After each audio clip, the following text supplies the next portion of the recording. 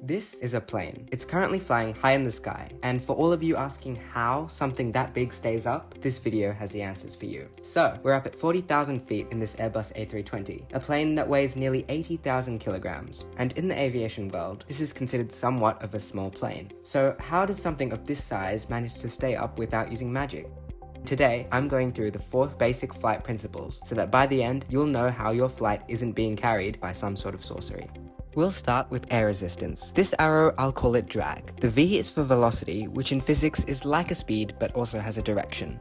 Velocity is what is known as a vector quantity and is one of the most important topics in physics. So V, drag. Now, drag is just another word for air resistance, which is basically the air pushing against the plane. You may ask, what if there's no wind? Well, when a plane is flying, it's cutting through the air so fast that all the still air molecules are constantly flying against it, even though they might not move too much themselves. Now, air certainly has mass, so think about air resistance as a person trying to walk through water. Definitely harder than normal walking, right? Planes can't just stop midair, they'd fall out of the sky. I'll explain why they can still stay up even when moving soon. When a plane is moving at that speed, air resistance isn't strong enough to stop it in its path, but it can slow it down. And when that all stacks up, it will eventually stop. That's why planes have engines. This arrow I'll label V thrust, and it's basically the force that pushes the plane forward, triumphing over the drag and allowing the plane to reach the speeds that it can. Here's how engines work. Air is pushed into the fan blades or intakes and continues through the engine into the compressor blades. These compact the air into high pressure gas. Fuel is mixed with the air, a process known as combustion, igniting it and forcing the gas to expand, shooting out the back. This pushes the plane forward. For the aircraft to move, the amount of thrust has to overcome the amount of air resistance, or drag. If the thrust is higher than the air resistance, the plane accelerates forward. If the thrust is equal to the amount of drag, the plane maintains a steady speed. And if the drag is higher than the thrust, the plane slows down.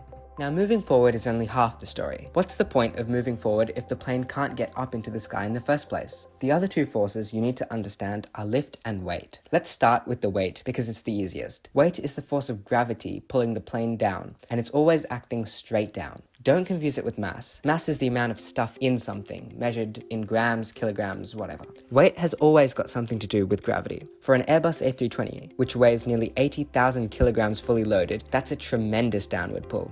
Gravity does not care about how fast you're going or how slick your wings are. It's always trying to pull everything down. Without some opposing force, the plane would simply fall out of the sky.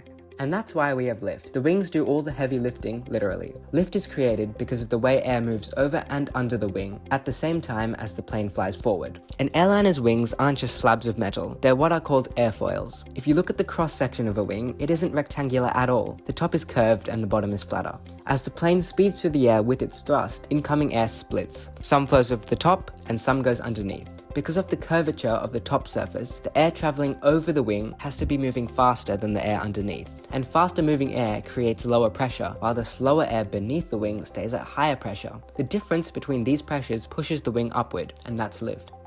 But lift isn't automatic. It depends on airspeed and the shape of the wing. If the plane is moving too slowly, there isn't enough airflow over the wings and lift drops, which is why planes need a long runway to accelerate before they can take off. The faster the plane goes, the more air flows over the wings and the more lift is generated. Pilots also control the angle of attack, which is the angle between the wing and the oncoming airflow, basically the angle of the nose. A high tilt up and a high tilt down is considered a high angle of attack. Tilting the wing up slightly can increase lift, but if this angle is too steep, the airflow can separate from the wing surface, causing a stall, where lift suddenly drops and the plane begins losing speed and altitude.